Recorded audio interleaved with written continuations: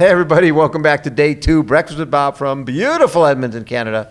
My name is Bob Babbitt. We're brought to you by Master Spas, by SFuels, Go Longer, Quintana, HOKA, One, Forum Smart Swim Goggles, Zoot Sports, the original triathlon brand, Premium Plus Sports, and of course our Challenged Athletes Foundation.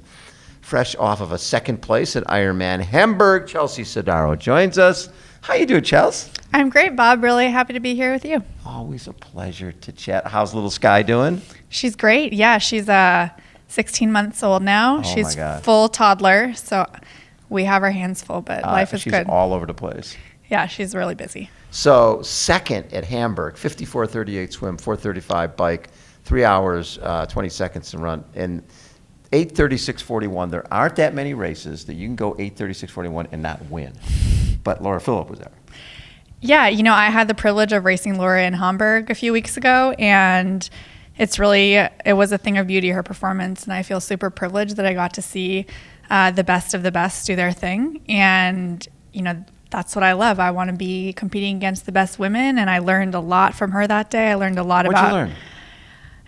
I learned that, you can really attack the distance more than just survive it. I think I needed to be conservative and really race to my plan since it was my first full distance Ironman. But I think that there's a lot of room to really be racing it more than just surviving it and completing it. And I feel like I was kind of on a completion mission on some level that day. But it's your first one. Yeah, I didn't want to have an epic meltdown, but I'm excited about the possibilities, and it was really cool to see. It's really cool to see her push the sport forward. 8:18.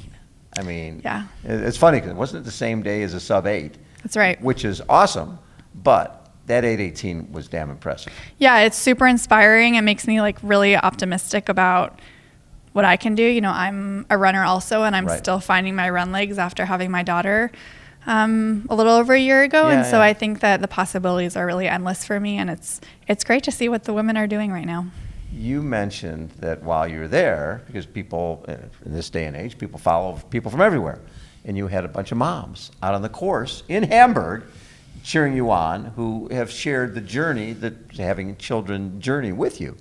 Yeah, I have this really dedicated little group of women who follow me on social media, and some of the messages that I get are incredibly moving and personal about their journeys through pregnancy and their dreams to get back into sport and their goals. And so it's really cool for me when I can actually meet some of these women in person. And I live in Reno, Nevada. Who would have thought that I would be meeting these people From in Europe? Yeah, exactly. It's funny, we were chatting with Sebastian Kienle yesterday, and he was talking about, I was asking him, I said, obviously you inspire a lot of age group athletes, but there's also the athletes, the age group athletes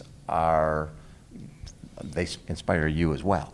And he goes, 100%. Yeah, exactly, 100%. Talk about that a little bit, because like you said, there's moms that follow you, but this can be a very selfish sport where we swim, we bike, we run, we rest, we recover. But when there's people who are impacted by what you're doing, it sort of makes it more important. Sure. I think a lot of people perhaps approach the sport in a selfish way, or they see it as a selfish pursuit. For me, and I think a lot of other women out there who are raising families, this is how we show up for our kids. This is when we train and when we are able to take time for ourselves and do what we love, we show up as a better version of ourselves for our kids. And so I don't see it so much as a selfish pursuit. I see it as a commitment to my health and my well-being and my mental sanity. Absolutely. And it makes me a better mom. And I think that a lot of women find that, and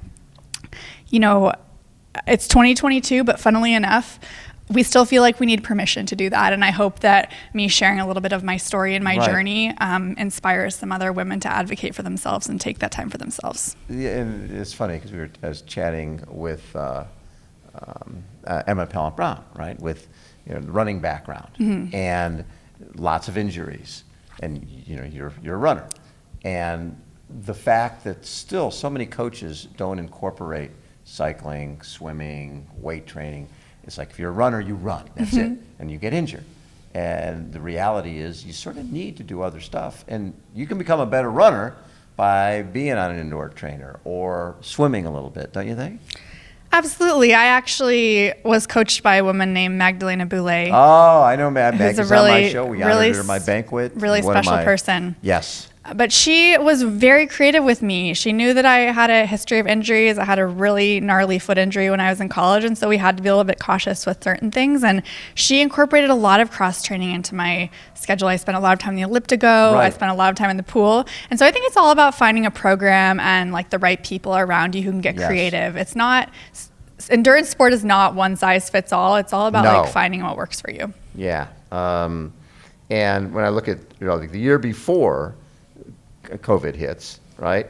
You win 70.3 Santa Rosa, you win Augusta, you win Buenos Aires, you get third at La Quinta, fourth at 70.3. You're on a roll. Everything is going great. And then frickin' world shuts down. That's right. Yeah. How hard was that for you? It was really hard for me. I love having big goals. So much of what I do is about having like a purpose, and I am able to get a lot more out of myself in training when I have a big goal that I'm shooting for. Exactly. So, there was so much uncertainty, and I decided to put a really big goal on my calendar, on my life calendar, which was having a baby instead of focusing on racing. So you put a big goal out there. So I put a big goal out there, yeah, and totally. Now look at the fruits of that. Yeah, the fruits of my labor. It was very hard labor. Yeah. She's there. 16 months old. That's right. Loving what mommy does. That is very cool. So with when you talked about you got to race against Laura Phil, you get to race against her again. Yes. Along with Emma Pallant-Brown, That's right. along with some of the greatest women, in Nicola Spirig. It's sort of like the Hall of Fame list of athletes here. Pretty fun for you? Absolutely. I'm an Ironman athlete now. Right. So that's right. Yeah. There's no pressure on me here. I am feeling really fit and healthy and like excited to be here. And that's all you can really ask for. Like all that I can control is you. My fitness and like my mental state when I show up to these things. And I feel like those are all in a really good spot. And I'm super excited to see what I can do this weekend. Well, and having $1 million prize purse isn't a bad thing. Yeah, it's not. It's great for the sport.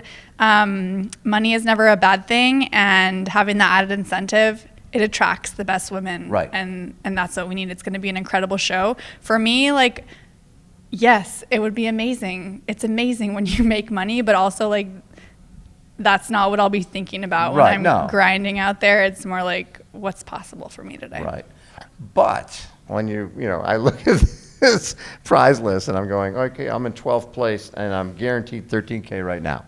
If I move up to 10th, it's like every person has a little dollar sign on their back. Sure. I get that person, and I think the racing with the 20 meters and the multiple loops on the bike, multiple loops on the swim, and it's going to be really fast and furious. It's almost like an extended ITU race. I've been thinking that too. I think I'm happy that I have an ITU background. I think it's going to be very dynamic racing. Very dynamic. A super deep field, so it'll be exciting. And those hills are going to be interesting because they're just enough to break things up and hopefully take something out of people's legs for the run.